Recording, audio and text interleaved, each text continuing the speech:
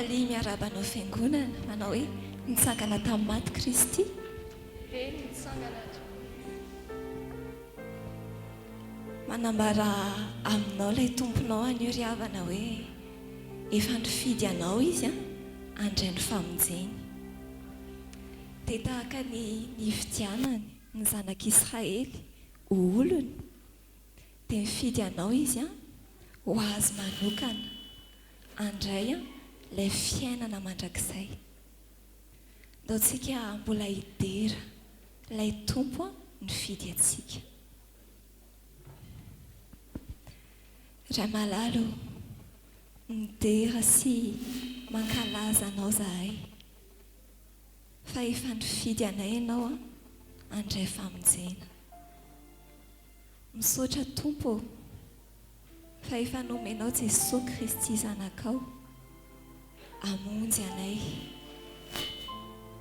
Misaotra fa Jesosy mihitsy ilay loharanonay mahavelona ny fiainanay, mahavelona ny fanahinay.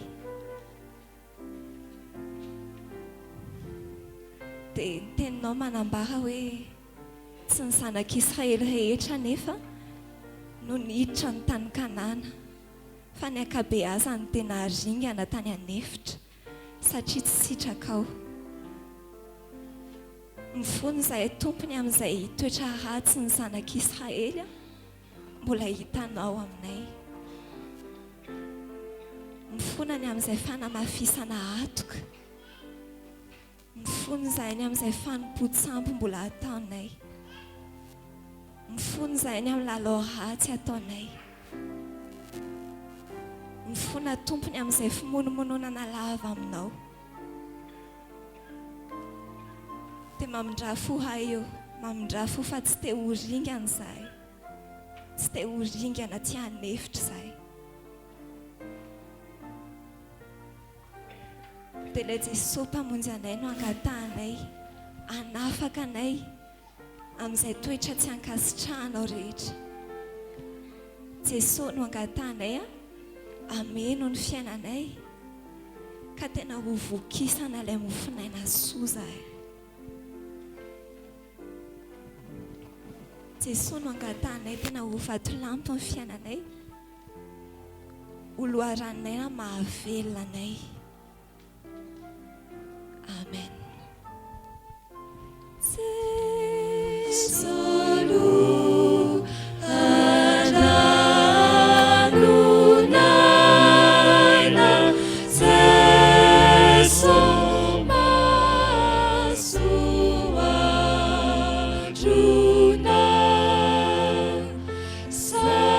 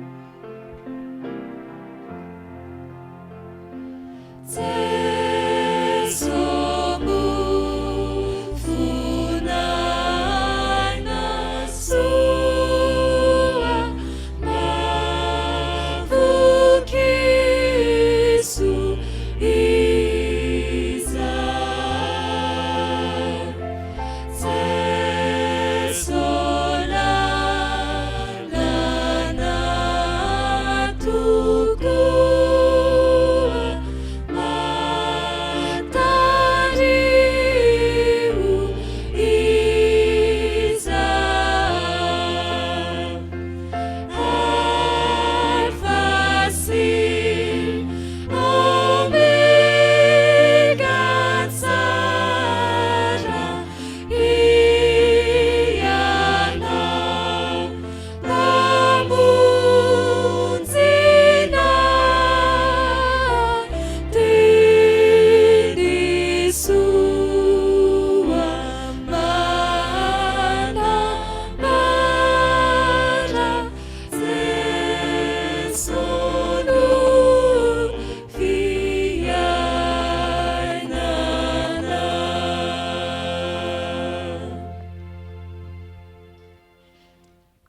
tokoa ilay loharanonaina mahavelona antsika, mahavelona ny fanahintsika.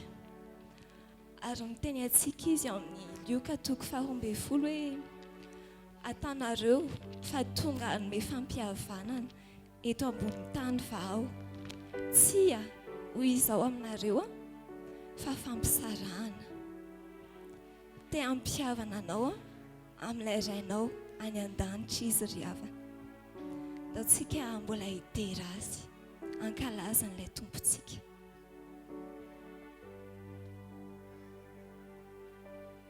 Jesosy malalo, tsy mitsahatra midera anao zahay, fa mpamonjy anay ianao, mamelona ny fanahinay ianao Tompo. Midera anao zahay fa tonga ianao Jesosy, ampihavana anay amin'ilay rainay any an-danitra. Mideranao izay ny amin'ny teninao fa efa ampahafantaranao Tompo fa tsy maintsy misy anefa izay fisarahan-tsaina, izay fifanoherana eo amin'izay mino anao sy izay tsy mino anao. Fantatrao Jesosy izay manodidina anay, na mety hoe ankohona anay mihitsy aza tsy mino anao marina ka manohatra anay ary mampahory anay izany Tompo. Fa anatin'izany dia ampenaro zahay hibanjina anao mpamonjy anay. Ampenaro zahay Jesosy hifaly amin'ny fitiavanao. Ianao izay tiana dia ny fahavalonao aza. Ampenaro zahay anatenanao satria mpamonjy mora azo indrindra anaty fahoriana ianao Jesosy. Ary ampenaro zahay tsy ho kivy fa hanorina ny fiainanay rehetra ao aminao Jesosy. Tompo tsara, mpamonjy anay. Amen. Jesu Tompo tsara, tsy azoko valiana, izato fitiavana, manafabahoriana, isamatra utupuwa, famanana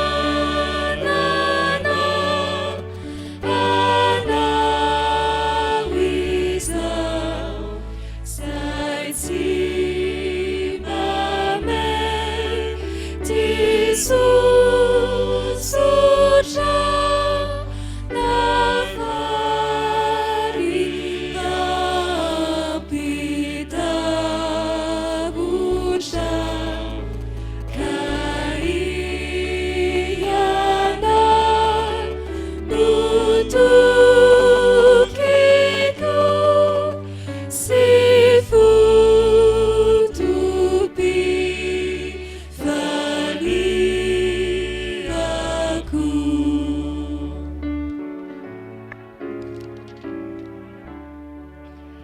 Hei sampai uriana,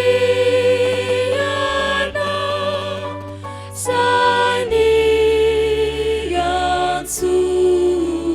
aku anau tefanu valiana,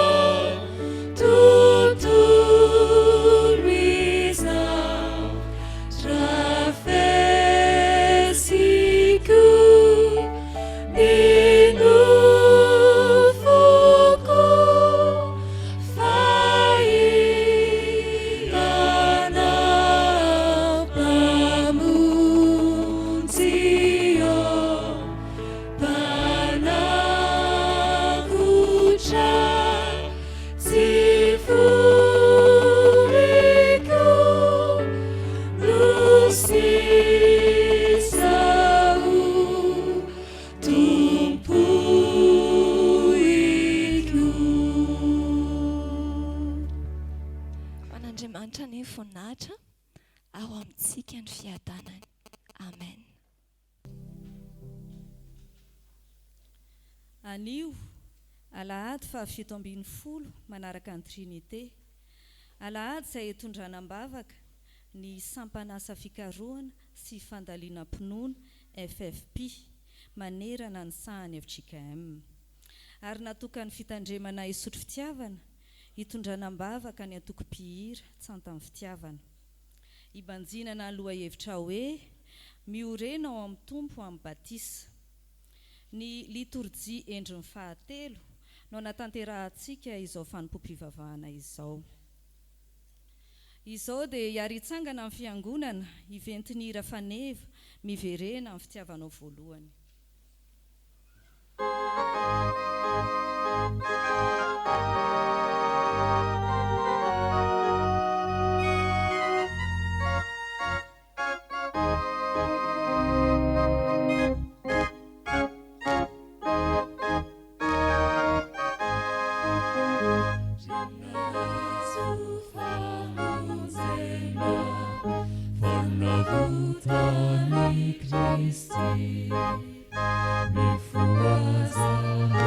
Verena, aizare laifun nauti.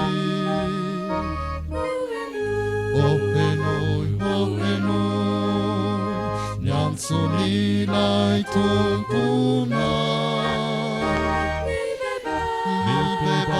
Mi beba, zainu fianga vinisa. Laifitiava no voluhani, tematiku iverenana. Kusuka fizau nifu, nididik no tantera.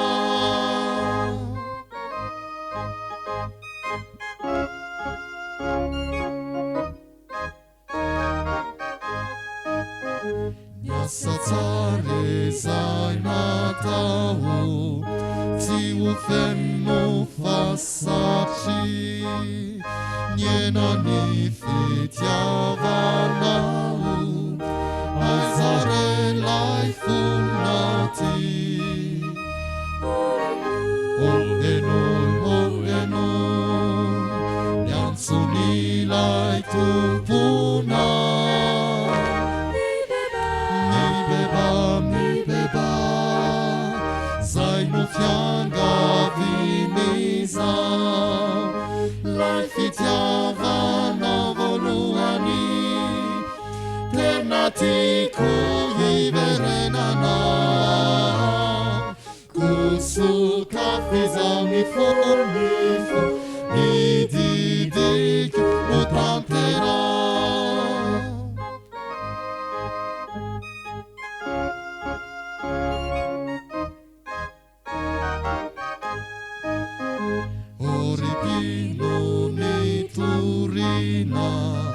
Som mi vili laniti, occhianozzi uvarina, aizare laifun nauti.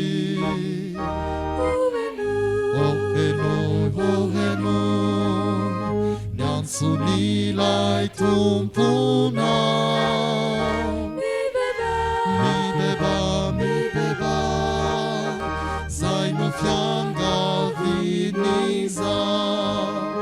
Laifitiava no voluhani, tematiku iverenana. Kusuka fizau nifu, nididik no tantera.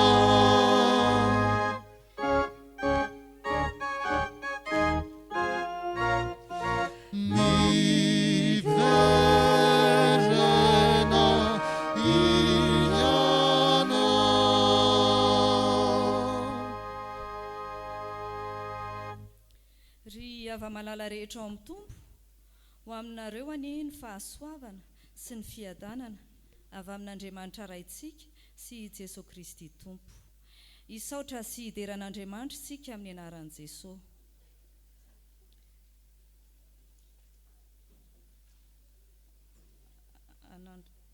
anandratranao aho Jehova fa nanintona niakatra ianao ka tsy nataonao fifalian'ny fahavaloko aho.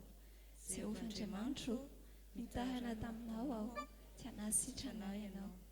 Jehova, efa nampakatra ny fanahyko avy tany amin'ny fiainantsika ianao, efa nampody ny aiko ianao mba tsy ho isan'izay midina ny andavaka aho. Mankalaza ny Jehova olo-masina ka miderany anarany masina, fa indray mimpimaso ihany ny fahadesirany nefa mandritra ny andro iainana kosa ny fankasitrahany. Amin'ny hariva dia misy fitomanina tonga ivahina amin'ny lokalina, fa noho ny maraina kosa dia misy fiompiana. Amen.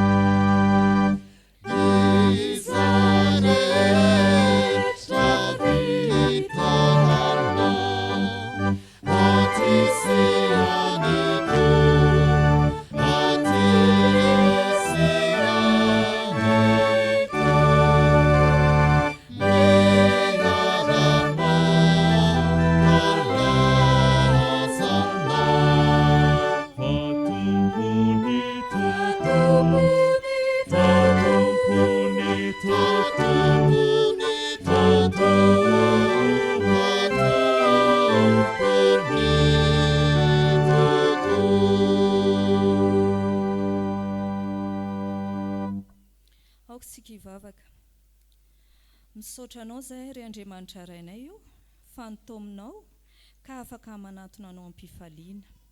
Iaino sy andray ny teny fiainana tolotra ao anay. Mangataka ny asan'ny fanahinao amin'ny sambatan'olona izahay. mandritra izao fanompoam-pivavahana izao. Ho tsapanay any e, fa te hanao zava-baovao aminay tokoa ianao anio. Mba halalanao tokoa aniny sitrakay sy ho saintsainay andro aman'alina. Ka azo hery sy hitombo finoana ary azoty asa izahay noho ny fanatrehanao. Ataovy miorina aminao tokoa izahay ry tompo noho ny ambatisa. Ko tario izahay amin'ny zavatra rehetra ataonay ka atoky anao hatrany. Midera sy mankalaza ary misaotra anao izahay noho ny soa rehetra nataonao taminay sy noho ireo fanompoana masina iarahanay manao izao. Aoka amin'ny fanahinay hifantoka tanteraka aminao ry Andriamanitra rainay sy Jesosy Kristy zanakao. Ka ho voninay trahony izao fotoana iombonanay eto izao amin'ny anaran'i Jesosy Kristy mpamonjy anay. Amen. Mitsangana ny ankizy sy ny tanora.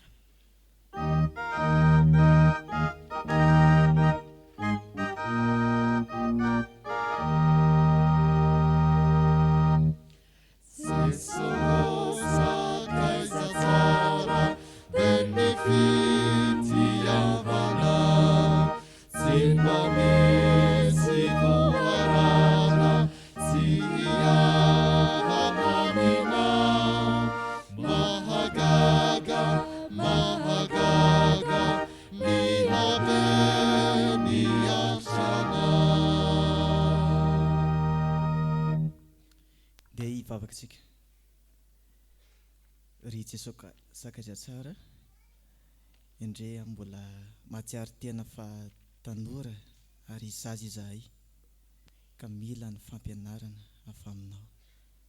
Omeo anay anio ankizy sy tanora ankehitriny ny teny soa avy aminao Jesosy. Amin'ny anaranao Jesosy nanaovana ny vavaka. Amen.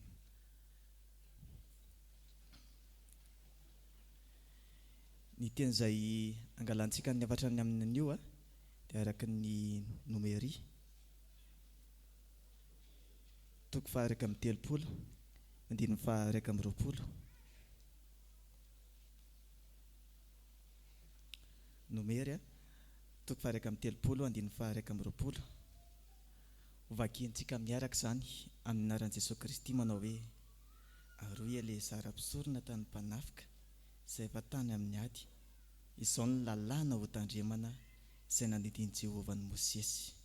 Atrantsika tseo izao ny lalàna ho tandremana izay no andeha angalantsika fampianarana amin'ny anio dia mba mijery kely aty anie antsika.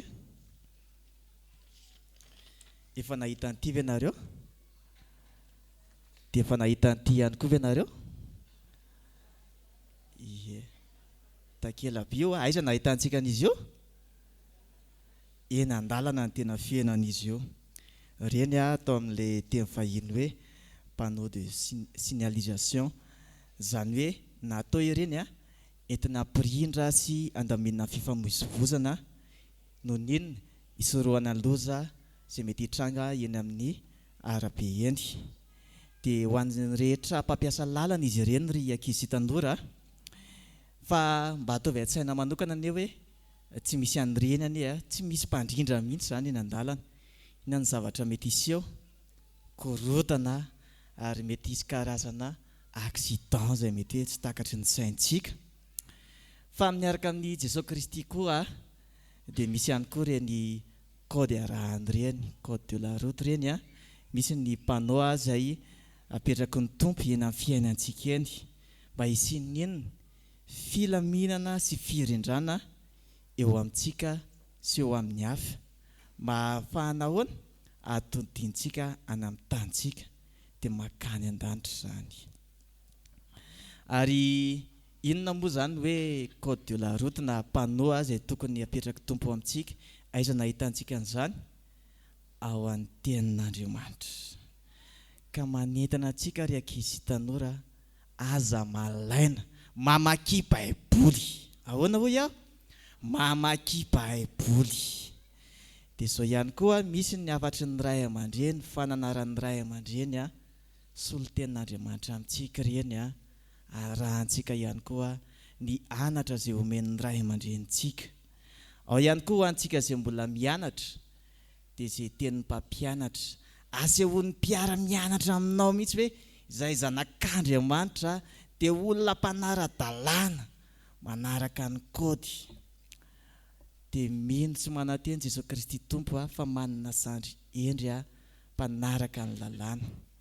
Ao amin'ny nomery 3:30-20 dia averintsika ilay tenin'Andriamanitra teo. Aroy Eleazara mpisorona tany mpanafika izay efa tany amin'ny ady. Izao ny lalàna ho tandremana izay nandidian'i Jehovah Mosesy.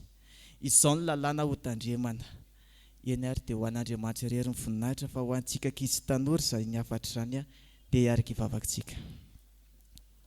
Jesosy, ekenay fa eo amin'ny fiainana dia misy lalàna izay mamefy anay, tokony arahanay miaraka aminao Jesosy. Ataovy eo am-ponay izany Andriamanitra, mba ho hitan'ny olona sy ankalazan'ny olona fa hoe tsara ilay Andriamanitra. Aminaranao Jesosy no anaovana ny vavaka. Amen.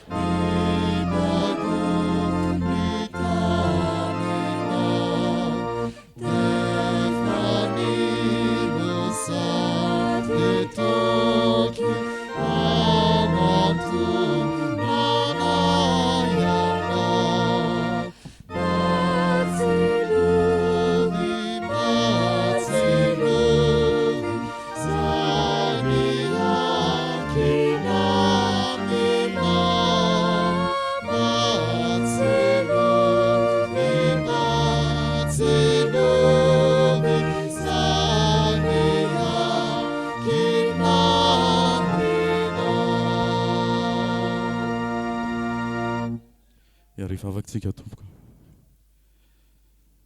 Misaotra ray malalo fa manana anjara amin'ny teninao indray izahay dia ilay teny velona avy any an-danitra.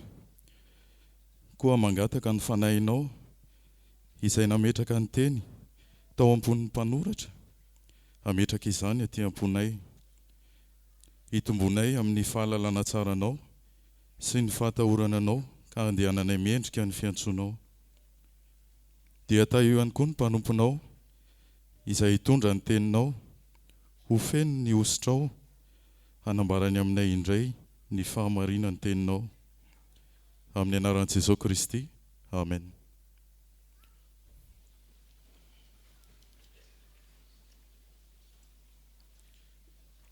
Araka ny mahazatra eto amin'ny fitandremana isotro fitiavana dia ny Baiboly DM manao amakiana ny teny isaky ny alahady farany amin'ny volana. Ho fampatsiahivana fa antombavaka Jesosy Kristy ny fiombonan'ny mpino kristianina. Iaraka maky sy hien'ny soratra masina isika ao amin'ny fanekena taloha, bokin'ny nomery 3:30, 9:20 ka hatramin'ny 4:20. Rehefa hita dia ho vakiana amin'ny anaran'ny Tompo. Dia hoy Eleazara mpisorona tamin'ny miaramila nandray anjara tamin'ny fanafiana. Izao ny fepetra-ndalàna izay nandidin'ny Tompo an'i Mosesy: ny volamena, ny volafotsy, ny varahina, ny vy fotsy ary ny firaka. Izany hoe ny zavatra rehetra mahatanty afo dia sedrao amin'ny afo hafa-doto fa ho atsibohy amin'ny rano fanadiovana. Ary izay tsy mahatanty afo kosa dia atsibohy fotsiny ao anaty rano fanadiovana. Sasao ny fitafianareo amin'ny andro 7 dia adio ianareo ka azo miditra ao an-toby amin'izay.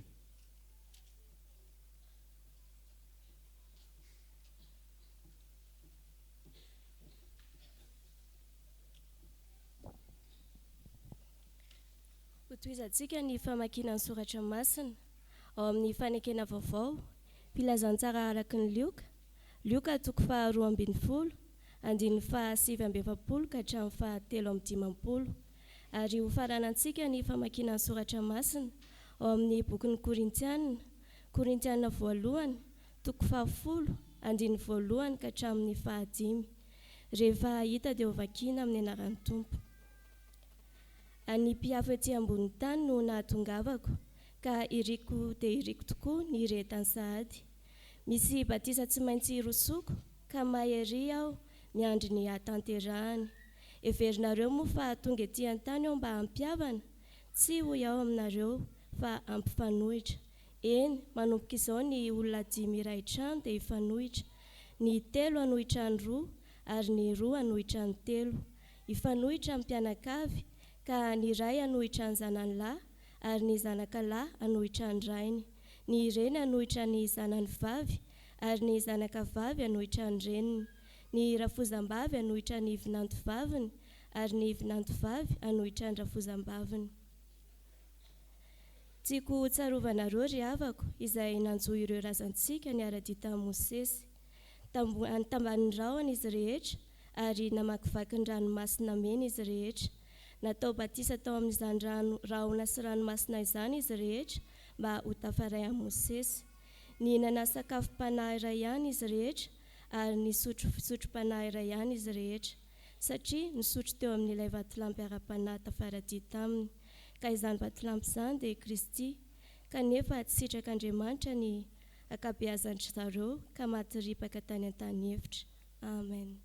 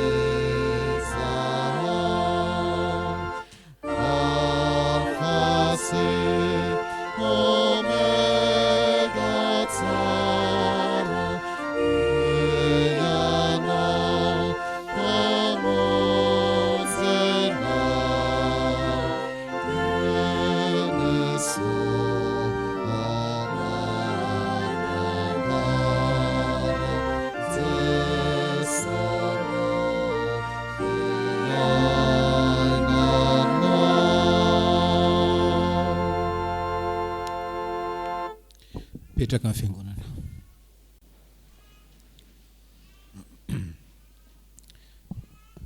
Vavaka sy karevana. Tompo malalo, ianao no namory any fiangonanao maro be tahaka izao atao tranonao amin'izao maraina izao. Dia rainay ankalazanay ianao fa mariky ny fahavelomanao zany, mariky ny fahasoavanao aminay zany, satria maniry eona aminay ianao, dia nikasianao ny fonay akaty an-tranonao amin'izao maraina izao. Taio ny rehetra, taio ny rehetra. Samy ho tafaona aminao, samy aheno ny hafatro manokana ho azy. Araka izany iranay izany meo anay ny teny amikisanao ny fanahinay, ary meo anay ny teny andronao aminay ny lalana izay efa nisafidianao izoranay, ary tario arak'izany irana izany, tario amin'izany zahay mpamonjy io. So vavaka sao tetoany amin'ny anaran'i Jesosy. Amen. Lioka 12. Lioka 12.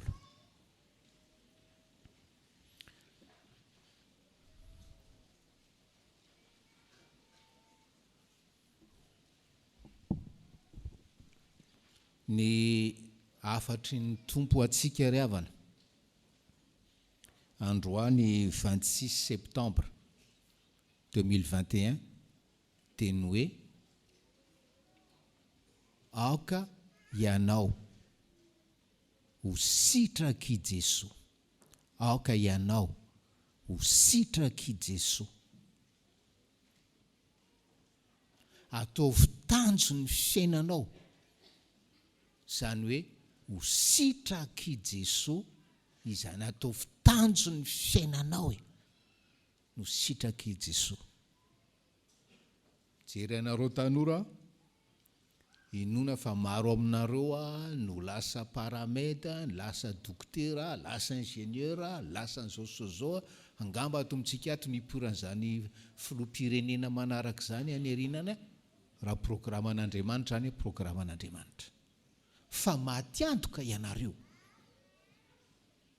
raha tanteraka izany programan'asa sy fianarana izany nefa tsy sitraky Jesosy, ataovy tanjom-piainana ry havana malalo amin'ny tompo, zany hoe ho sitraky Jesosy zany. Nandinika ny batisan'i Jesosy tsika herinandro vitsivitsy zay, raha hanomboka ny asany tety an-tany izy, dia niteny avy any an-danitra ny rainy hoe io ny zanako malalako zay sitrako. Ny version seconde hoe en qui je prends plaisir.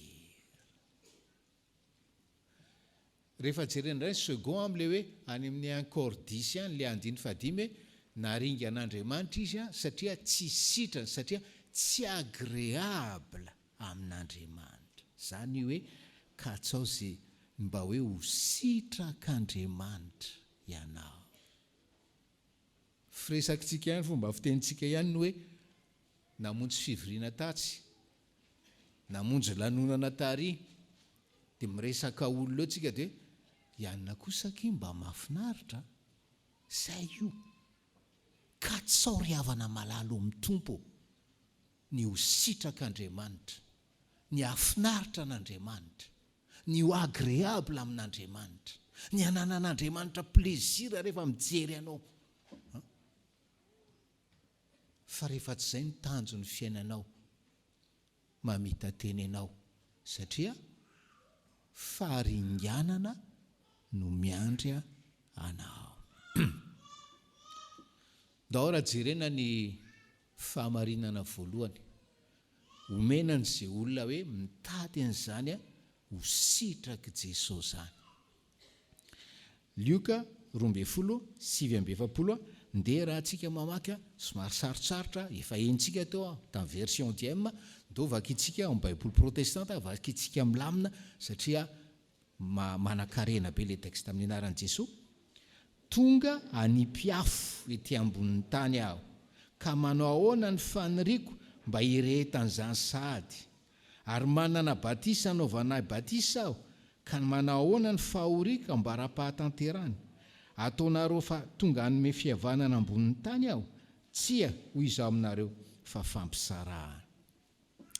Ny olona ry havana izay mitady an'izay mba ho sitraky Jesosy, dia malala voalohany dia voalohany indrindra fa nahatongavan'i Jesosy tety an-tany dia tonga izy hanipy afo. Tonga izy aninona? Hanipy afo. Ahoana tsara hoe tonga izy hanipy afo. Tonga izy hanipy afo. Mahavariana ry havana le andiny 10, voatoetsika ny tenenina hoe le nanaovana batisa an jesosy dia fanamariana ny fanombohany ny asany tetetany dia maninona indray tony teny hoe 10 hoe ary manana batisa anaovana batisa aho ka manahoana ny fahoriako ambara-pahatanterany. Satria rehefa akapoka ny baiboly a dia fahafatesan'i Jesosy teo amin'ny hazo fijaliana dia oarina amina batisa anankiray hafa, karazany hafa zany. Raha tiatsika zany dia natao batisa indroa Jesosy tao amin'ny on'ny Jordana, batisa nataon'ny Jaona taminy teo amin'ny hazo fijaliana dia mbola natao batisa ihany koa izy ray havana. Fa rehefa jerena ty texte ty le batisa teo amin'ny hazo fijaliana tsy fandroboana azy anaty rano intsony, fa fandroboana an Jesosy anaty afo, fandroboana an Jesosy anaty afo ry havana. Zay le batisa ny tanterahany teo amin'ny hazo fijaliana, fandroboana azy anaty afo. Ary zany no mahatonga azy hoe tena hoe manahoana ny fahoriako ambara-pahatanterana, satria atao batisa anaty fahoriana izy, atao batisa anaty afo izy. Dina zava-mitranga rehefa atao batisa anaty afo izy, toy ny manjary lelafo mirehatra izy. Ino lazainy malake toy ny afo izy, afo mimpandrendrika, toy ny lelafo izy. Dia iny lelafo iny manahoana? Iny le hoe atsipiny ety ambonin'ny tany. Jesosy le tondra afo na le lelafo atsipy ety ambonin'ny tany ry havana. Ary dia izay mandray azy dia mandray an'izany afo zay le izy. Fa maninona ny zava-dehibe ary mampiavaka an Jesosy ry havana? Ty le hoe natao batisa tao amin'ny afo, zay le tadidio itsangakevitra, natao batisa tao amin'ny afo izy, tao amin'ny hazo fijaliana, dia atsipiny iny afo iny. Ary zay mandray azy dia mazava be hoe afo manadio iny, afo manadio. Zay nge le hoe zasenao mpanoty fa mora pitenenana zany hevitra amin'ny akapobeny zany, fa mila anipazana n'io afo io isika, anadiovana antsika ry havana, andevonana zay fatorana mbola mamatotro atsika. Ary raha tsy mandray an'io afo io ianao, fa ninina finoanao, ninina engagementanao aty am-piangonana, nefa tsy nandray an'io afo io anadioanao io ianao, tsy sitraka Andriamanitra ianao ry havana, tsy sitraka Andriamanitra ianao. Ary dia faharinganana no miandry anao. Fa io afo io manadio, io afo atsipon' Jesosy io manadio, io afo atsipon' Jesosy io mandevona an'izay maloto. Ary farany tena farany, afo mampirehitra izy io, mampirehitra ny fitiavanao azy. Afo mampirehitra ny fitiavanao namanao, afo mampirehitra ny fanahinao, iredareda-pitiavanao amin'Andriamanitra, mba ho fantatrao amin'izay zany hoe inona marina zany relation personnel vetivety pastera sy ny afo zany enympilipitra. Za tsy mba manana an'izany, raisy io afo io ry havana, raisy io afo io dia iredareda-pitiavana ho an'i Jesosy amin'izay ianao. Afo maninona? Afo anadioan'ny fonao. Ka rehefa voadio ny fonao dia izay ianao vao mba ho hita hoe tokapo an' Jesosy ianao ry havana, dia sitrany ianao, satria nandrain'izany ny afo zany nanadio ary nampirehitra fitiavana miredareda, mampirehitra zany hoe fitiavanao voalohany ho azy zany ary mampiverina anao amin'izany fitiavanao voalohany ho azy zany. Mario kely ny atsaran'le hira fanevan'ny jobelin'ny paster. Be dia be na ny paster raha tsy mahatakatra an'izany rehefa mena azy mitoroteny ianao. Le tenin'ny apôstôly Jaona amin'ny apokalypsy dia hoe miverena amin'ny fitiavanao voalohany. Tsy miteny mihitsy miverena amin'ny fitiavana voalohany. Supposeny sika fiangonana fa efa mba nanana an'izany fitiavana voalohany zany dia teneny verena amin'izany re ianao e.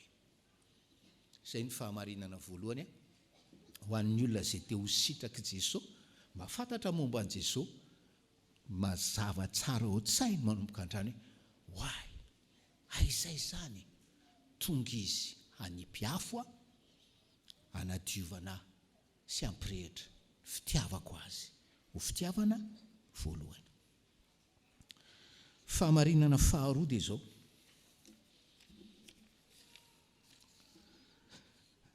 dia raha antsika mamaky 51, 52, 53 amin'ny anaran'i Jesosy: ataonareo va fa tonga hanome fihavanana ambonin'ny tany aho? Tsia ho izaho aminareo fa fampisarahana. Fa hatramin'izao dia izy 5 isara-tsaina ao an-trano iray, ny 3 hanohitra ny 2 ary ny 2 hanohitra ny 3.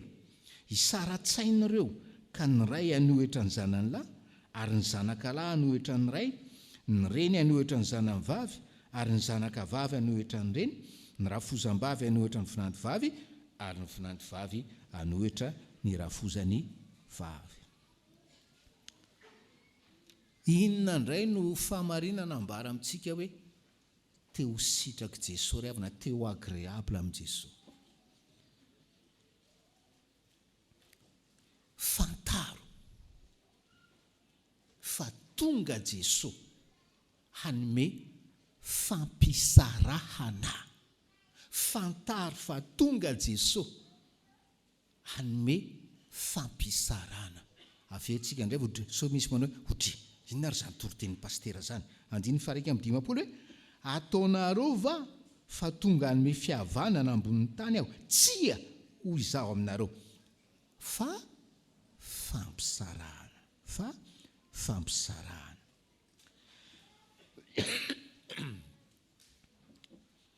Ahoana moa ry havana amin'ny mahatonga an'izany?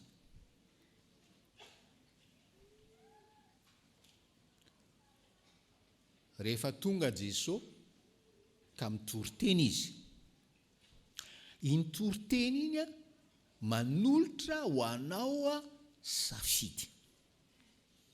Dia tsy maintsy misafidy ianao. Dia le safidy io mampisaraka. Izay le tsotra be ohatran'izany le izy.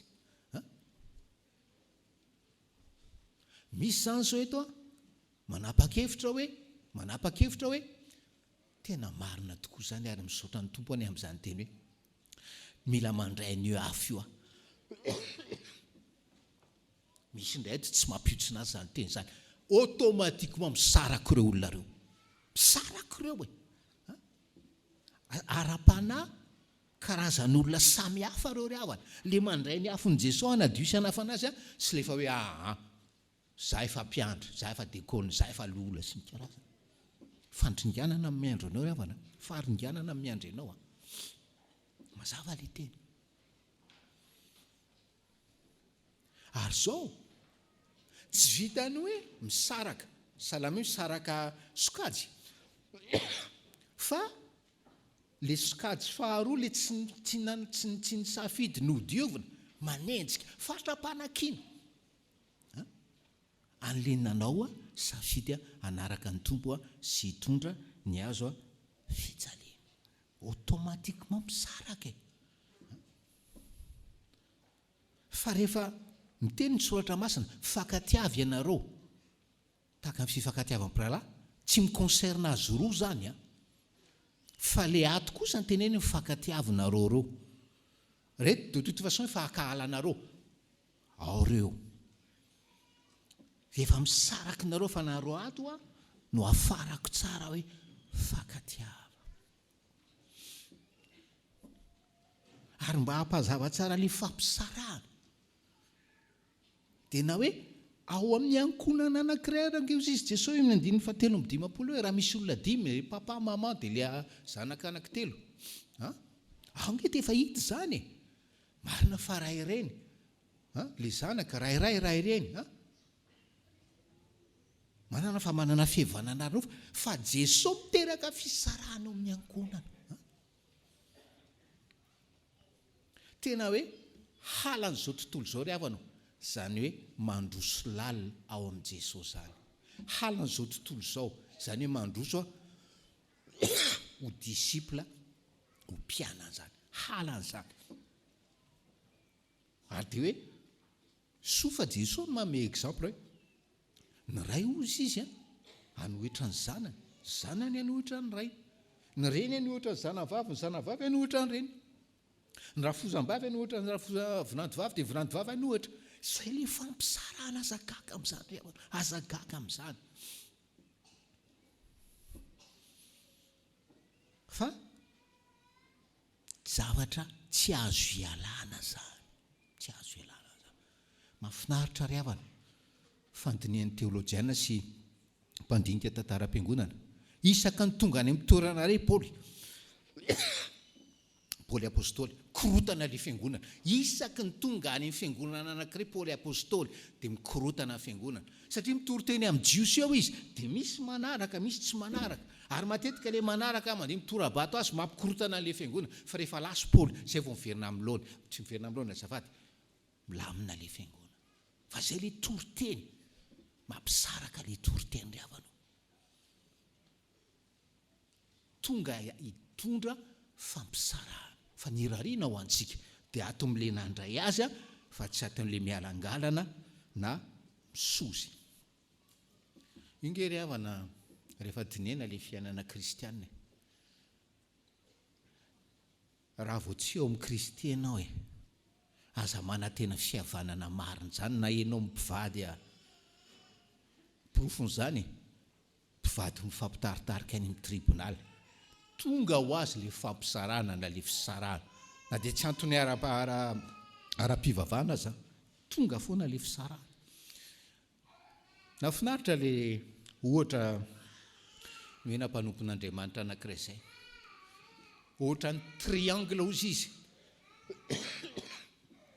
ohatra ny triangle fifandraisan'ny olombelona sy Andriamanitra. Le triangle zany dia ohatra zao, aty le lohan'le triangle ao ambony ao Jesosy, dia iny zany le côtén'le triangle ohatran'izao, dia ato le baziny.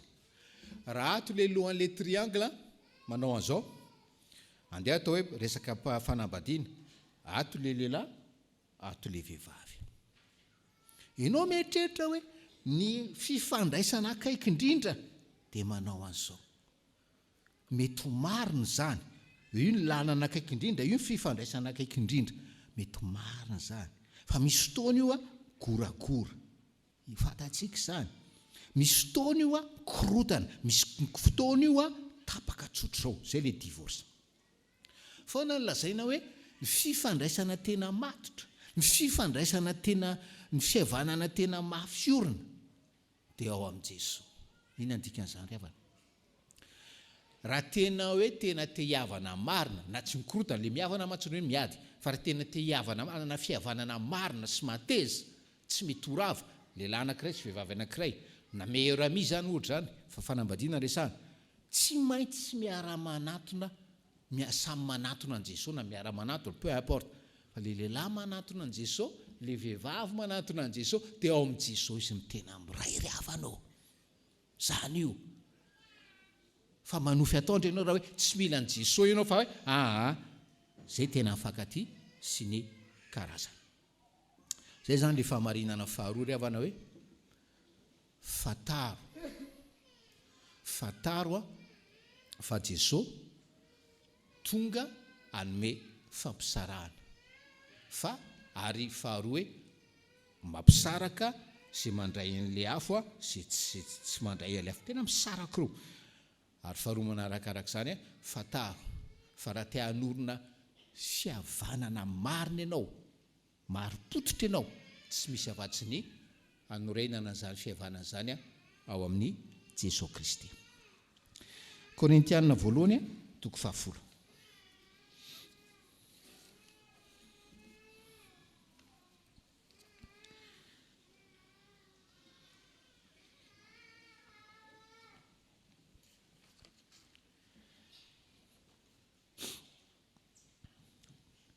Ndao averintsika vakina Korintianina voalohany 10 satria tsy nivakina tao amin'ny Baiboly protestanta nefa sarosarotra io ny texte rahantsika mamaky riavana raha sitraka rao amin'ny anaran'i Jesosy. Fa tsy tiako tsy ho fantatra rao rahalahy fa ny razantsika rehetra dia tambanin'ny rahona, ary izy rehetra namaky ny ranomasina, ary izy rehetra dia natao batisa ho amin'ny Mosesy tao amin'ny rahona sy ny ranomasina, ary izy rehetra nihinana ny fihinanam-panahy iray ihany, ary izy rehetra nisotro ny fisotrom-panahy iray ihany, fa nisotro tamin'ny vatolampy fanahy izay nanaraka azy izy, ary Kristy zany vatolampy izany. Nefa ny ankabeazany dia tsy sitrak'Andriamanitra fa naringana tany an'hevitra. Le fahamarinana fahatelo ho anao izay mitady an'izany hoe fiainana toetra sitraky Jesosy zany dia fantary mazava manomboka anio fa manaraka anao hatraizatraiza Jesosy, manaraka anao.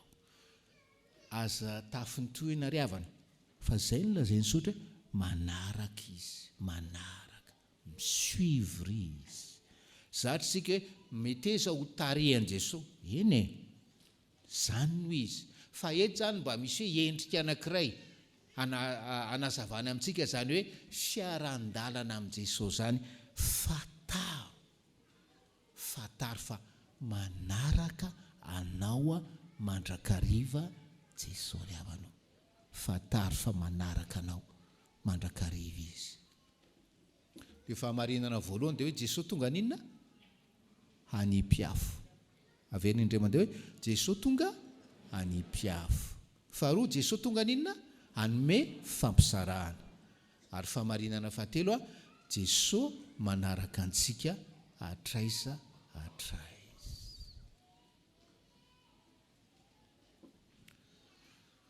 Manova fiainana riavana.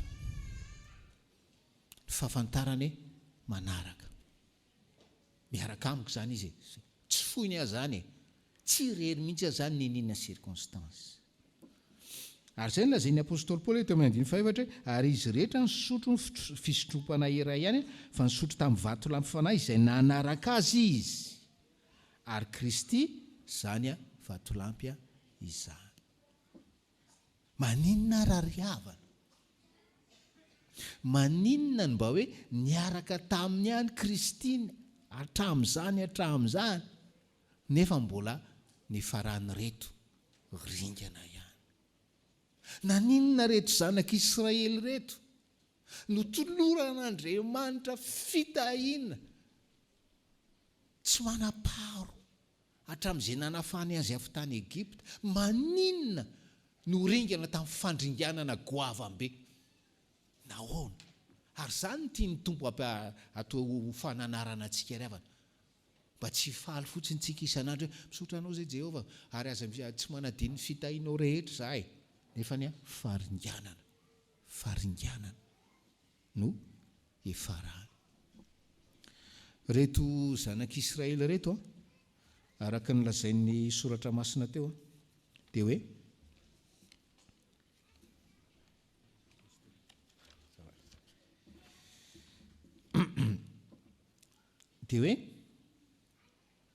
nafahan'Andriamanitra avy tany Egipta, izy afaka tany Egipta teo mban'ny rahona izy. Ny rahona riavanao milaza hoe io za Andriamanitra momba anareo.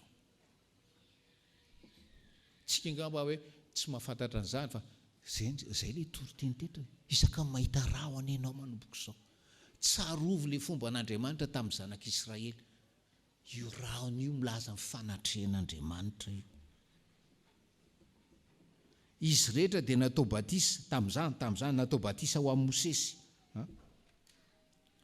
Inona natao batisa tamin'ny Mosesy hoe tena hoe namporaisina fo namporaisina fanahy tamin'ny Mosesy sy nomen'Andriamanitra hitarika azy avy any Egipta ho any a Kanana ary nametraka azy any Mosesy ho mpitarika ary zany rehetrarehetra zany dia mamboly confiance avy amin'ny zanak'Israely ho an'ny Mosesy zay ndika io natao batisa ao Mosesy azo adinoina io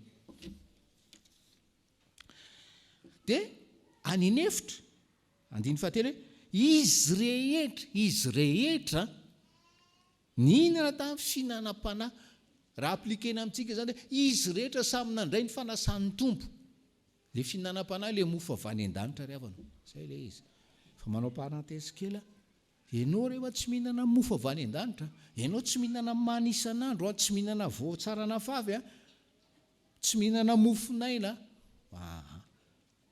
vizana ra-panahinao dia efa mankany amin'ny fandringanana ry havana izy rehetra nihinana fihinanam-panahy izy rehetra ny sotro ny fitropanahy iray le vato lampy mamoaka rano tany anevitra io zany tandindony Kristy io ry havana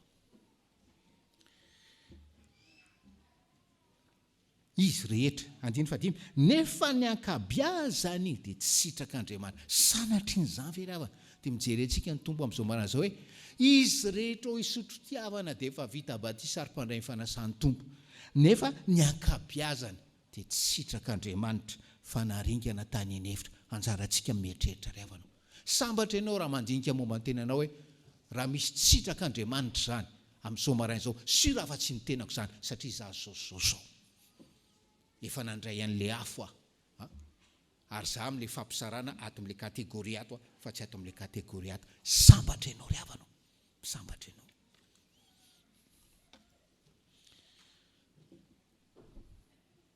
fa naninona ary naninona ny tsy sitrak'Andriamanitra faran'izay tsotra ny valiny ry havana anankiroa valiny valiny voalohany dia zao ary zay le fo tsy voadio zay le fanahy tsy mireham-pitiavana maniry hoe fifandraisana velona amin'Andriamanitra tsy nahay ny sotra tsy nahay nankasitraka tamin'ny fitahiana rehetra nalotsak'Andriamanitra taminy ny zanak'Israely ohatran'ny enfant gâté ohatran'ny enfant pourri be dia be ny kristianina ohatran'izany ry havana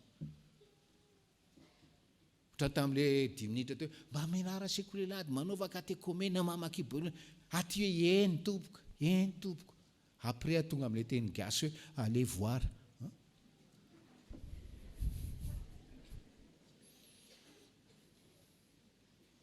zany ry havana lesona amin'io mahaiza misaotra amin'izay fitahinan'ny raisinao fa misy zany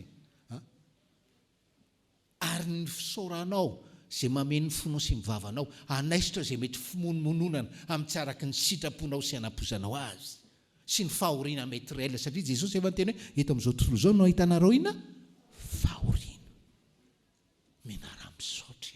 menara mitombo amin'ny fisaorany zany afatra ry hava ho anao zany menara mitombo amin'ny fisaorana zay mivaly teny anankiray fa maninona reto ny ringana satria tsy sitrak'Andriamanitra zaza raha tsy taiza tsy mahay misaotra zany reto zanak'Israely reto ary natao ambany masontsika reo anio maraina atao hoe fananarana ho antsika ry havana hotsika antony faharoa antondroa dia le faharoa farana sady famaranana ao amin'ny 1 Cor 10 any dina zavatra antranga andiny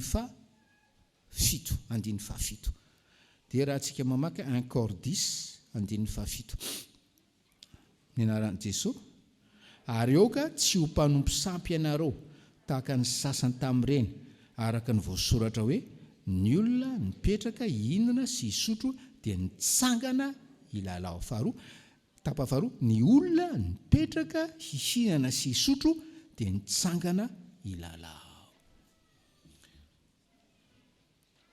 ianao ry havanao rehefa tsy mampiseho amin'Andriamanitra na amin'i Jesosy hoe fantatrao izy ary fantatrao izy fa velona na ny mpiafo izy dia mandray an'le afo tonga izy hitondra fampisarahana dia hoe ianao atsy rehefa tsy dia misaotra ianao ny amin'ny fitahiana rehefa tsy manao n'izay fahamarinana telo izay ianao automatikement anao lasa mpanompo sampy, automatikement ianao lasa mpanompo sampy ry havana. Inona le sampy eto? Tsy makary amin'le doany ohatran'izao, tsy makary amin'le dadarabe, tsy zay no resahany eto. Inona zavatra resahany eto? Le vahoaka lasa nipetraka hihinana sy hisotro dia nitsangana ilalao. Atakaninao an'ny revinao Andriamanitra, ary latsaka ny mirevy ianao. Fona miteny an'izany, fa tiako hazava le izy. Lasa mpanompo sampy ianao, mameno ny fiainanao, tsy ilay Andriamanitra velona nanome anao fitahiana hatrany Egypta ry havana, fa revy.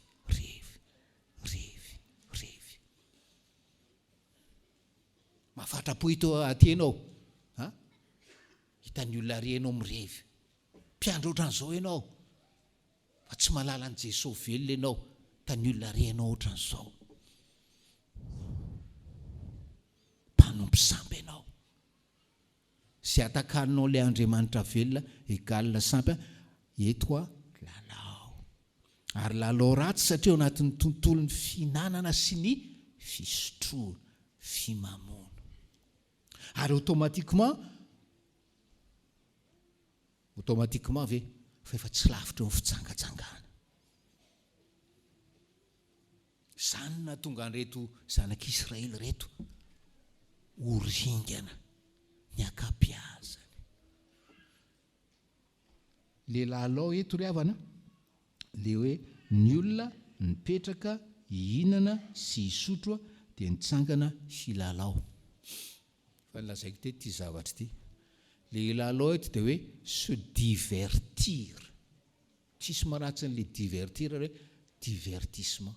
Rehefa tsy ao anatin'ny tontolony fimamoana le izy. Zay anankiray zay. Ary nazana anareo manamarika ainy entre parenthèse, fa rehefa ao anatin'izany tontolon'ny lalao ratsy zany, mihinana sy misotro, ao ihany koa ny teny ratsy vary raraka, mahavariana, teny zavatra tsotra, tsy maintsy asiana, teny zavatra tsotra, tsy maintsy asiana, teny ratsy, teny vetaveta, mahavariana. Zay io. Dia le hoe pour se divertir, nafinaritra tenina théologienne anankiray zay. Le divertir ozy izy na amen'le divertissement, ary tena ilaina le hoe mba indraindray miasa be anao, mianatra be anao dia manao loisir divertissement. Fa le divertir ozy izy dia zao, name ihany koa le voambolana teo frantsay hoe diversion.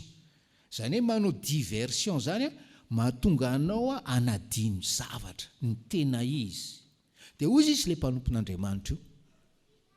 Le divertissement zany lasa indraindray rehefa tafahoatra izy indrindra tontolo ratsy, mahatonga anao anadino an'Andriamanitra velona, mahatonga anao anadino fa ao aloha misy fahafatesana, mahatonga anao anadino hoe manao diversion, mahatonga anao anadino hoe ao ambadiky ny fahafatesana nge ka misy fitsarany. Zay ry havana no afatra ho antsika, zay ny afatra ho antsika.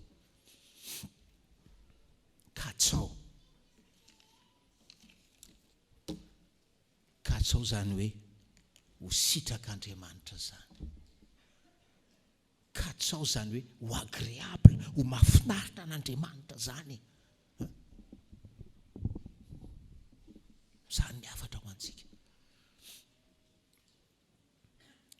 Ary ho anareo izay mikatsaka an'izany, satria raha araka ny tenin'izany tsy 100% amintsika ny hikatsaka an'izany amin'izao maraina izao, fa ho anareo izay mikatsaka an'izany, tompo malala hiasa aminareo, na ny fikasana na ny fanaovana, hatanteraka zany sitrapony zany ka ho voninahitr'Andriamanitra raintsika, fisintsika. Amen.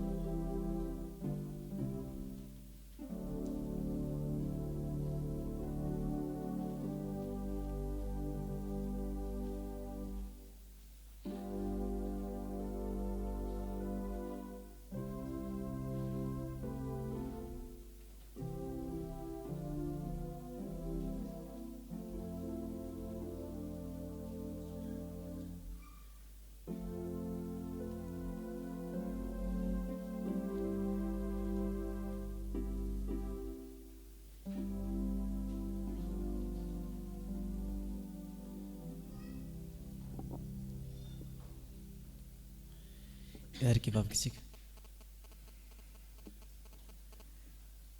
Jesosy tomponay, renay ny teninao fa indriko tokoa izay tompo, matsiaro tena fa tena hoe diso a. Fantatray avy ny lalana izay nalehanay tsirairay reto a. Izay mahalala an'izany fa ianao koa nahita. Fantatray ary fantatrao fa nisy fotoana izay tena nanadinonao tokoa ry Tompo Andriamanitra. Naleonay ny fahafinaretana no ambony indrindra ny fitadiavana anao, fitadiavana ny fankasitrahana avy aminao, ary indrindrandrindra maro ny fitahiana eny nandeha fahavelomanay tahaka izao fotsiny aza tsy mba hisaoranay aminao zany. Maro ny fitahiana eo amin'ny fiainanay, fa finomonana zavatra tsy hitan'ny masonay hatrany ny monomononanay isan'andro, ary mametsiny any manodidina anay zay, mametsiny aminao Jesosy Kristy zay indraindray. Tena fantatray ankehitriny fa mbola tsy nandalo an'ilay afo fandiovana tao aminao tokoa zay Jesosy, ilay afo ao aminao, ianao Jesosy zay afaka manadio an'izany. Ifonany, ifonana Tompo, ifonanay ny toetranay tamin'izay lalana rehetra nalehanay ka tsy araka ny sitraponao Tompo. Fa avelao zay mba olay zanakao ankasitrahanao, aza fela horingana izay Andriamanitra. Efa mba nigoka ihany izay izany atao hoe batisa, izany fandraisana fanasany tombo izany, fa tsy ho tianay Tompo raha ho avy ny andro anankiray ka tsy ao anatin'ilay hoe ankasitrahanao izay. Tompo Andriamanitra, mitalao izay ankehitriny, mitalao aminao izay, ifonana izay raha tsy vita Tompo, fa avelao izay Tompo mba ho isan'ilay ankasitrahanao. Raisy izahay Andriamanitra, indro ny fifonanay tsirairay avy izay asandratray mba hinoza ny vavaka mangina izany.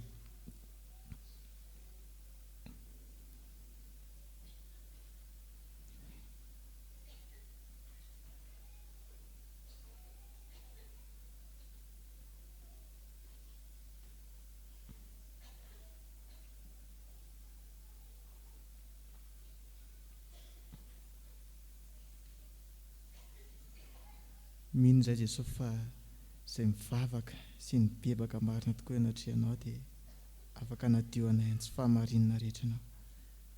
Aminaranao Jesosy mpamonjy no angatanay izany vavaka izany. Amen.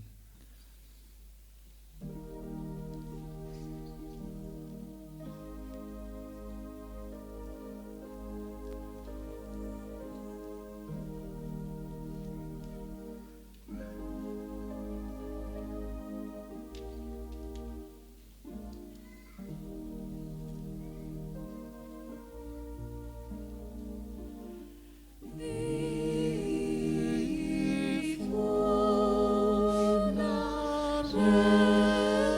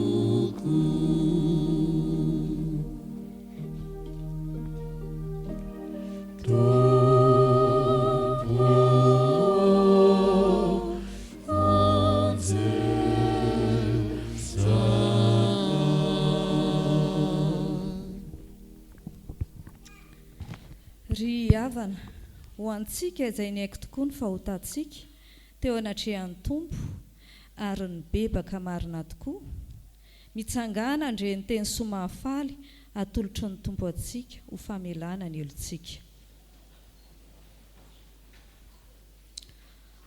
Hoy ny tompo: satria nino ianatra ianao ka nanetry tena teo anatrehako, izao efa niaino, aza matahotra ianao fa efa nanavitra anao aho, efa niantso ny anaranao aho, ay ianao, izao dia izao no namono ny fahadisoanao ary tsotsarovako ny fahotanao. Ambara amin'ny anaran'ny tompo fa voavela ny elokareo noho ny anaran'ny masina, mideran'ny tompo. Sambatra ny olona izay voavela ny elony, tsy voasarona ny fahotany.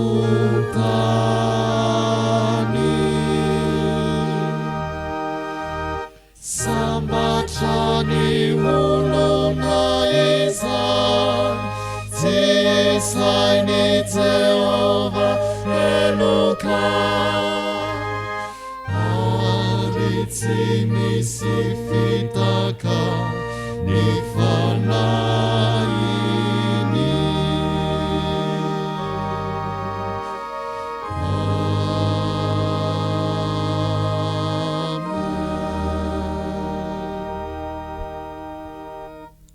Ho antsika izay voavela eloka dia andeha ambarantsika pahibe maso ny finoantsika araka ny fanekempinoana laharana fahaefatra. Manambara ny finoantsika an' Jesosy Kristy isika dia araka ny tenina Jaona Mpanobatisa hoe: indro ny zanak'ondrin'Andriamanitra izay manesitra ny fahotan'izao tontolo izao. Sy araka ny tenina nataony Andrea hoe: efa nahita Mesia izahay. Sy araka ny tenina nataony Natanaela hoe: raby eo, ianao ny zanak'Andriamanitra, ianao mpanjakan'i Israely. Sy araka ny tena nataon'ny Samaritana hoe: ny tenanay nandre ka fantatra fa izy tokoa ny mpamono izao tontolo izao. Sy araka ny tena nataon'i Petera hoe: ianao ny Kristy zanak'Andriamanitra velona, ianao no manana ny teny fiainana mandrakizay. Ary araka ny tena nataon'i Tomasy hoe: Tompoko sy Andriamanitro. Amen.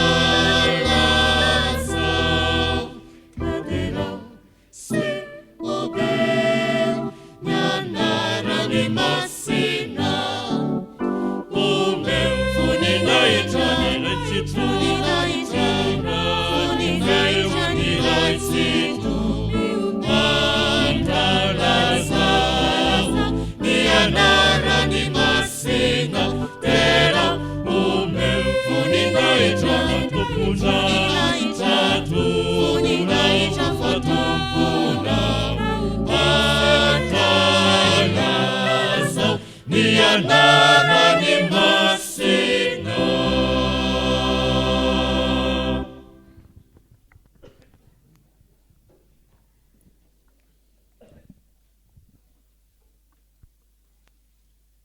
Andeha mbola hiarika ivavakantsika riavana. Ry Tompo Andriamanitray, isaorana ianao hatrany fa matoa zay mbola manana androm-pivelomana, dia ny faharim-ponao ihany zany. Itianao ny safidinay mba ho any amin'ilay anao Andriamanitra, anara-dianao. Ny angatanay ry Tompo Andriamanitra dia mba aretanay ao anatin'izany safidinao zany, mba tsy hovahanay hevitra intsony fa efa aminao Jesosy Kristy dia ao aminao mandrakariva. Ary sitraka indrindra mba ho ankasitrahanao eo amin'ny androm-piainanay rehetra, amin'izay mbola sisa andro iainanay Tompo, dia mba ho ankasitrahanao zany. Ho faly ianao ry Andriamanitray raha mahita anay afany amin'ny toerana misy anao any. Mivavaka izay ho an'ny sampanasa, fikarohana sy fandaliana-pinoana izay mizaranay ny Perikopa, ireo teny soa, tsinjaran'ny herinandro masina, herinandro ny fanahy masina, maro hafa ho an'ny fiangonan'ny FJKM.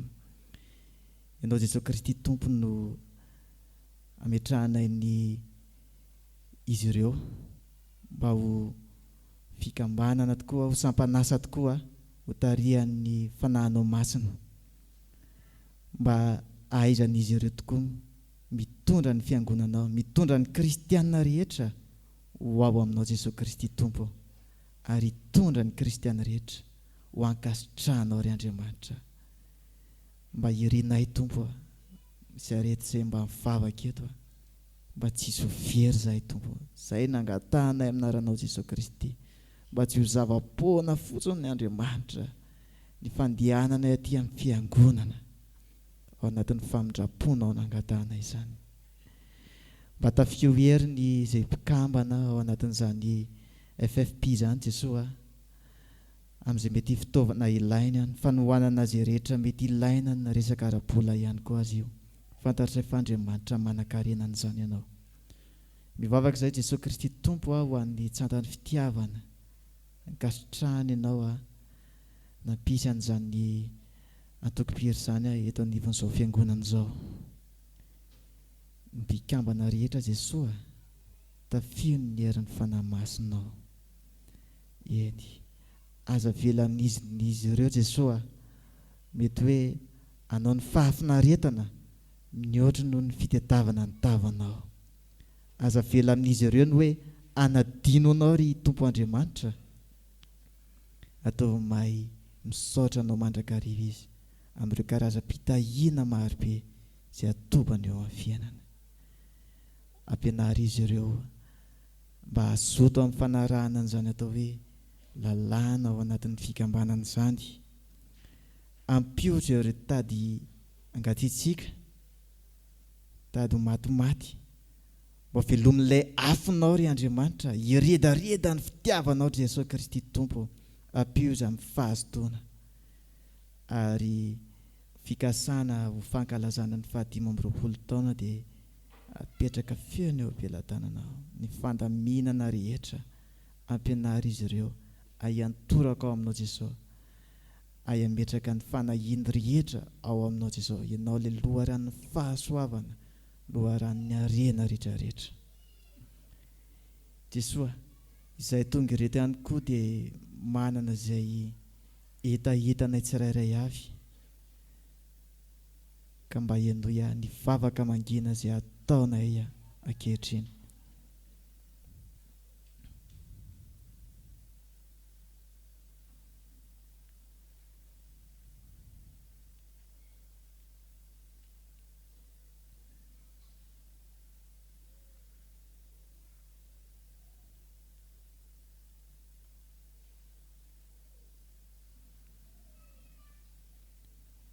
Mino zay Jesosy Kristy Tompo fa izay rehetra toetra tsy araka ny sitraponao dia le vonilay afo efa navelanao dia diovy amin'ny alalan'ireny afo ireny, amin'ny afonao zay diovy ny fonay mba tena ho tokapo tahaka ho tokapo zay Andriamanitra, ary anao rery ihany mba anjaka tanteraka ao.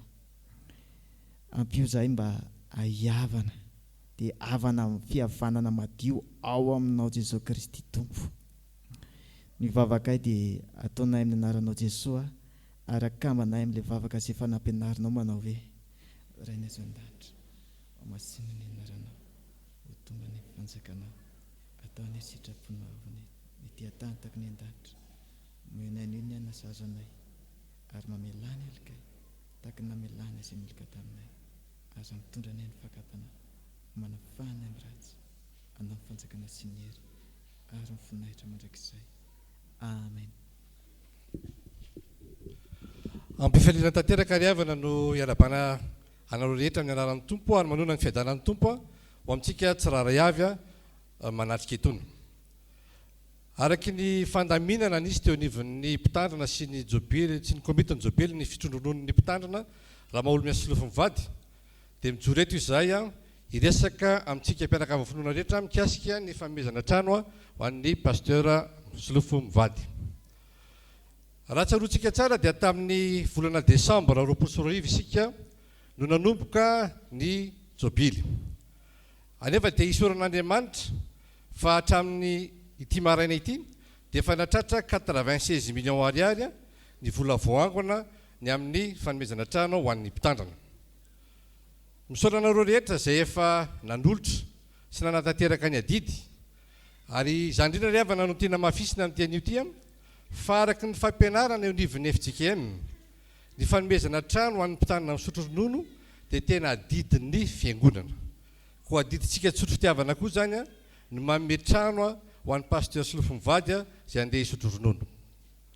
Etra dia matsiaro ny ten'Andriamanitra amin'ny Galatiana 5:1 manao hoe aoka izay ampianarina ny teny mba hafoy zavatsoa ho an'izay mampianatra. Tao anatin'izay 17 taona ny arahantsika tamin'ny pasteur solofo zay dia maro ny toriteny, maro ny fampianarana ny ten'Andriamanitra izay noraisitsika, izay nampiorina ny finoantsika, nampitombo ny finoantsika, ary indrindrindrindra nahatonga antsika hibanjina ny lanitra amin'ilay destination finale Jerosalema vaovao. Ary mbola izany fampianarana izany koa mahatonga antsika marobe mbola tonga eto amin'ity fiangonana ity hikatsaka ny fanjakan'Andriamanitra sy ny fahamarinany. Kotsarovy ry havana, izany fitahim-panahy rehetra, ny fahasoavana izay azontsika avy amin'Andriamanitra izany tamin'ny alalana izany fampianarana ny ten'Andriamanitra izay nentin'ny pasteur solofo mivady zany.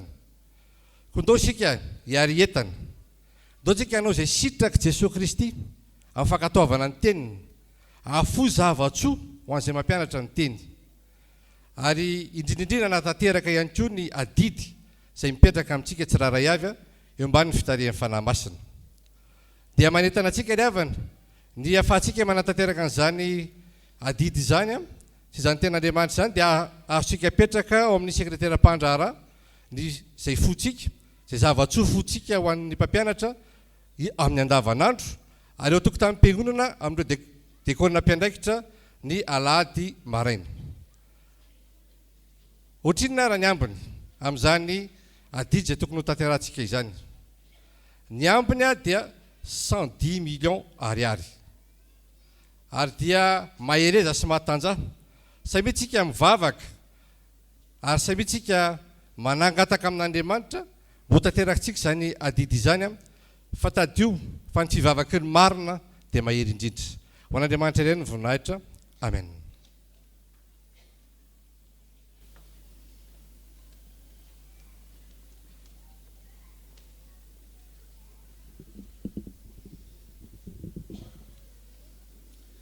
Ary manana batisa anaovanay batisa aho ka manao ahoana ny fahoriako ambara-pahatanterahany. Lioka toko 12 ny andininy 15. Izany ten'Andriamanitra izany no entina hiarabananareo fiangonana amin'ny anaran'ny Tompo noho izao alahady ny antokom-pihira izao.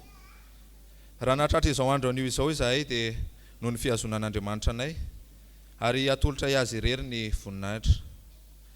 tiana sahady ety ampiandohanany misaotra ny iray aman-dreny mpitandrina sy lofy raha maolo miaso mivady sy ireo mpitandrina mpanampy amin'ny fandimby ary ny fiangonana manontolo tamin'ny fitrotronam-bavaka sy ny fitaizana ara-panahy ary koa ireo fanohanana tsy tapaka ny tsantan'ny fitiavana.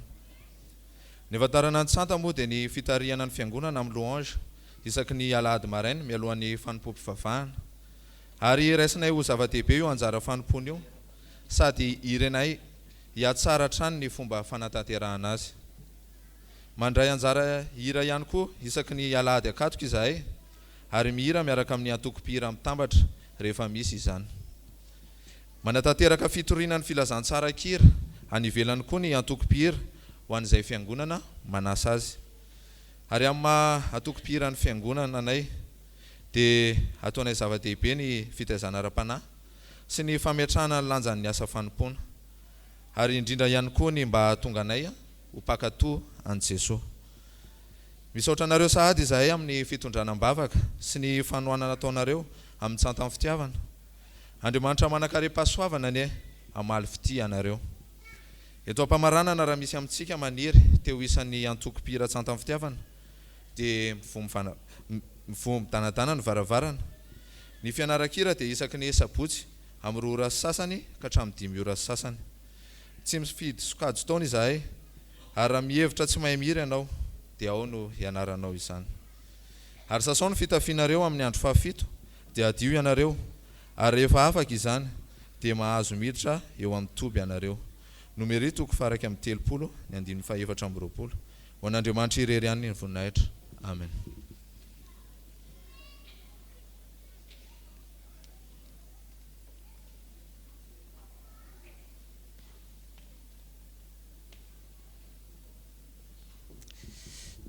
Efa lava sy maro iavana zay fitenena zay fa no teny fohy de fohy. Miaraba manokana ny tsantan'ny fitiavana amin'izao alahady hitondran'ny fiangonana ambavaka anareo zao, ny firariana ho anareo, ny antombavaka ho anareo fa ho antsika fiangonana rehetra koa. Teny hoe engane ka nareo le toy ny tsanganafo arehitry Kristy, tsanganafo arehitry Kristy ka afo ifindra ho azy. Ohatra reny hoe misy trano 50, 80, 70 kila ho ny ariananare satria le tsanganafo mifindra ho azy. Dia tsanganafo ny Kristy hamelona ihany koa fanahin'ny hafa zay mihaino anareo zay mifanerasera aminareo tsanganafo anadio ny fonareo anadio ny fony hafa mba ho tena hoe voatokana fo voatokana ho an'ny Kristy zay mihaino anareo. Manaraka izany havana tsy hainy tsy hisaotra anareo fiangonana, tsy hainy tsy hisaotra ny tompo noho ny fitantanana an'ity fiangonana ity. Matsiaro ny avoritsika maro talohan'ny Covid ary hava. Tsiarotro mihitsy fa nakasary kely filme kely ataoko souvenir tamin'ny anina teo zany. Dia faly mahita antsika voro maro tahako zao faly koa ry havana nandreny taremarika hoe 1013 1013 no soratra anarana ho amin'ny agape rehefa avy eo. Tsy mbola nisaotra an'izany tao anatin'ny 17 taona ry havana. Misaotra ny tompo misaotra anareo. Tsy tadidiko ngamba décembre 2020 rehefa hoe natsiaro na misavisany ty taona farany iarahantsika ity dia tsy tadidiko tsony ny sehatra zay nitenenako an'izany hoe mety tsy hampozina ho fa ny fahitako azy ho intense itaona farany io, ho intense arak'asa satria apetraka tsara ho manana tsara ny passation mba zavatra madio sy passation zavatra madio sy matitra no atao passation intense le asa. Hitako koa zany androany hoe intense le fifankatiavana ary tena hoe mankasitraka anareo eram-po eram-panahy ny avrinareo maro hoe totra zao ny maraina ny nisoratana ro anarana tamin'ny agape ary nampahafantarina anay eto ry havana ny andinidininy amin'izany agape zany nisy olona 8 ambizato 168 olona mpandray tsotra mpivavaka tsotra dekona eo koa ny sampana mpandray ny fanasan'ny tompo totalin'ireo zany 168 nanolotra vola hoentimanana ty agape tia ary dia tratra tsara tena tratra tsara ny vola ilaina ampisakafoanana zany olona miisa 1013 izany. Ny mandray anjara amin'ny agape zany dia komitin'ny jobily sampana rehetra eto isotro-fitiavana eo ihany koa ny akan'ny fitiavana. Dia faly indrindra zay mizaran'izay amintsika dia hoa intense ny asa isaorana ny tompo zany intense ny fifankatiavana isaorana ny tompo zany ary efa nlazaiko volana vitsivitsy intense ny fanenjena zavatra rehetrarehetra isaorantsika ny tompo ry havana. Dia ho an'Andriamanitra rery anay ny voninahitra ho aminareo sy ny ankonanareo ny fahasoavan'ny tompo. Amen. Misaotra ny mpanompon'Andriamanitra nampahafantatra momba ny jobilin'ny pastera fa tsy mandreraka anay ry havana mampatsiahy fa le ambom-bola mbola enjenao tsy ho an'ny tranon'ny pastera ihany fa misy ampahany tsy ampahany ngeza be fa misy ihany hoentimanana zavatra vitsivitsy ary ao anatin'izany reny hoe nampisakafoanana ny espiadisa zay misy antsika isotro-fitiavana ireny. Mbola anatin'ny asa vavolombelona ihany isika ry havana zao ary arak'izay efa fanaontsika ny alahady farany amin'ny trimestre premier, deuxième, troisième, quatrième trimestre dia misy famoahana reo antsoina hoe mpianatry ny tompo na disciple avy eo amin'ny école des disciples ny isotry fitiavana. Tsy mandreraka anay ry havana ny mampatsiahy ny tenin'i Jesosy manao hoe mandehana dia ataovy mpianatra, mandehana dia ataovy disciple ny firenena rehetra ry havana mahalalo amin'ny tompo. Ny disciple ihany manko araka ny tenin'i Jesosy Matthieu 7:21 no hiditra any an-danitra misaotra ny tompo isika.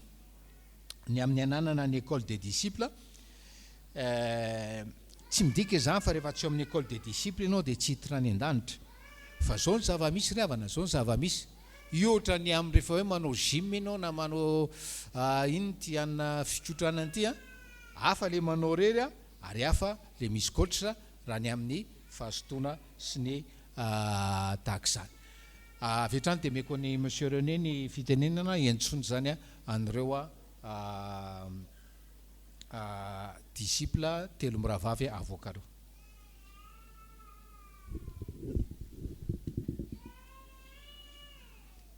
Eny ry havana, misaotra ny tompontsika fa tonga amin'ny fotoana amoahana indray ireo disciple izay nahafeno ny fepetra.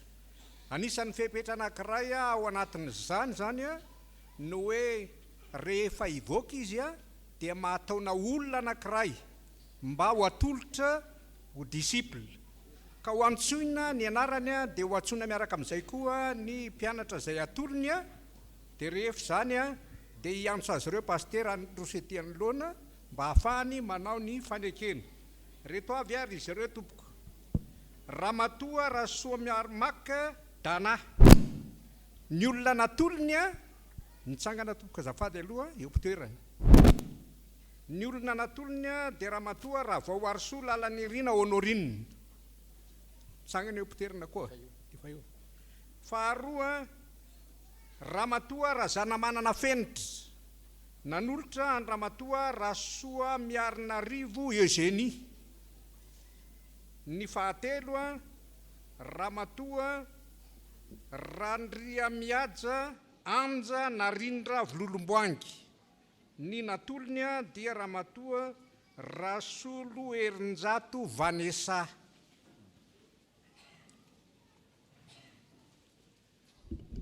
Mandroso ety anoloana manatrika amin'ny fiangonana zany na roa telo amin'ny rahavavy izay avoaka le olona tolotra reo afaka mipetraka eny toerana.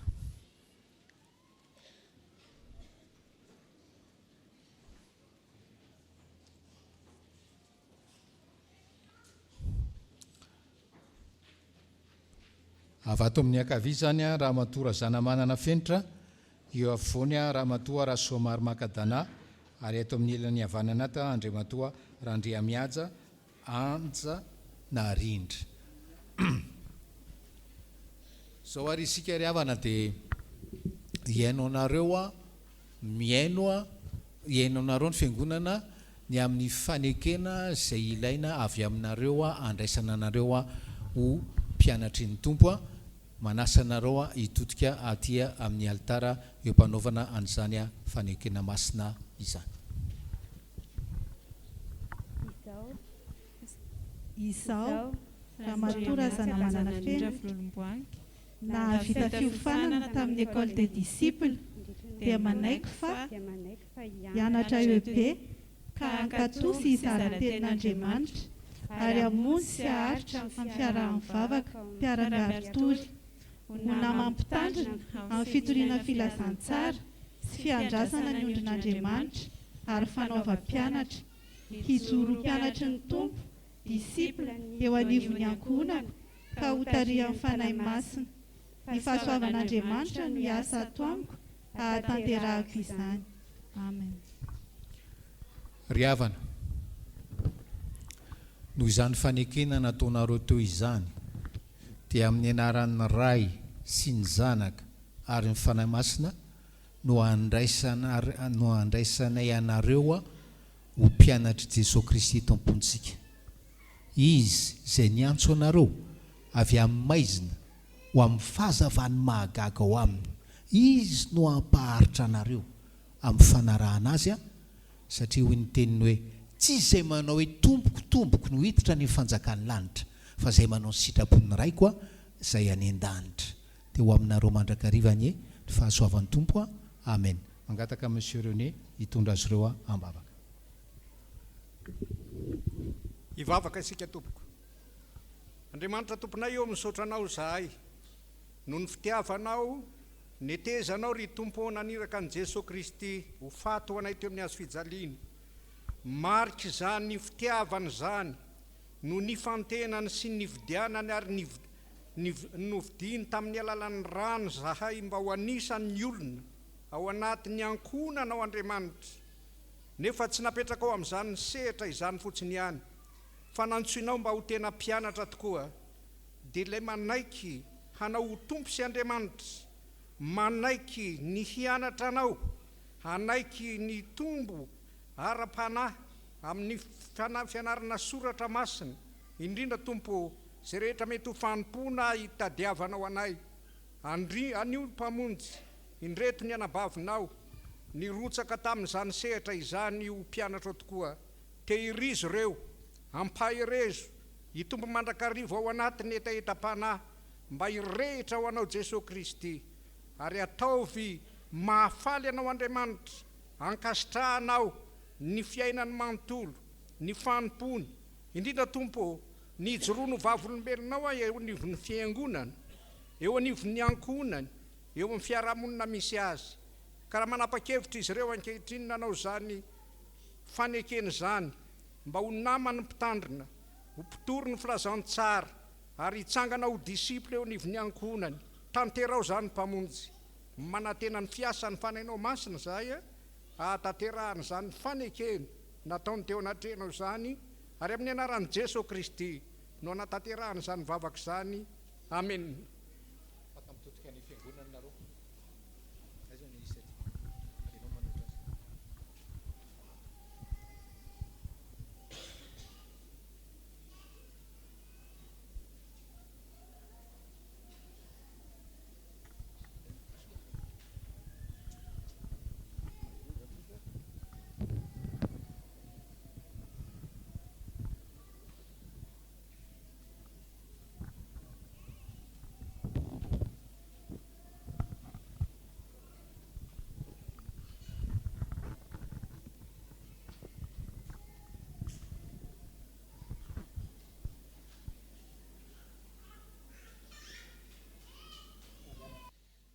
Sangasika marana zao fotoana zao revana.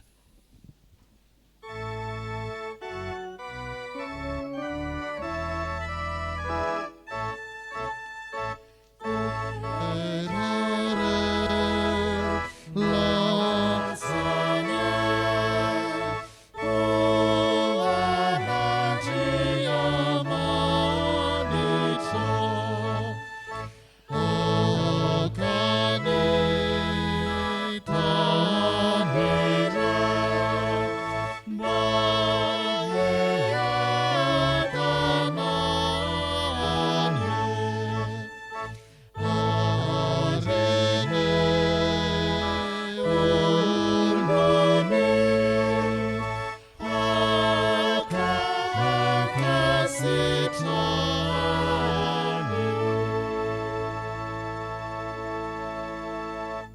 tanteraka aminareo anye nitsotra ny tononona amin'ny anaran'ny tompontsika. Mitay anao ny tompo ka miaro anao, mampamirapiratra ny tavany aminao ny tompo ka mamindra fo aminao, manandratra ny tavany aminao ny tompo ka manomenao fiadanana. Amen.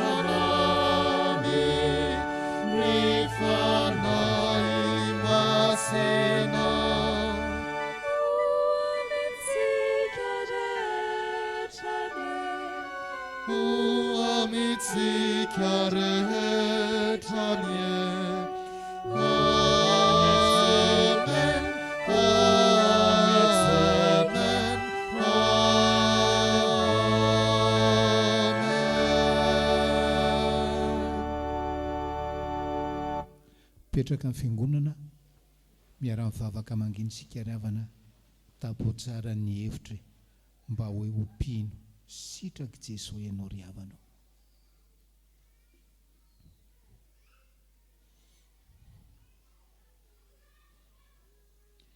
Ho an'ilay Andriamanitra velona irery anie ny voninahitra amin'ny anaran'ny Ray sy ny Zanaka ary ny fanahy masina. Amen.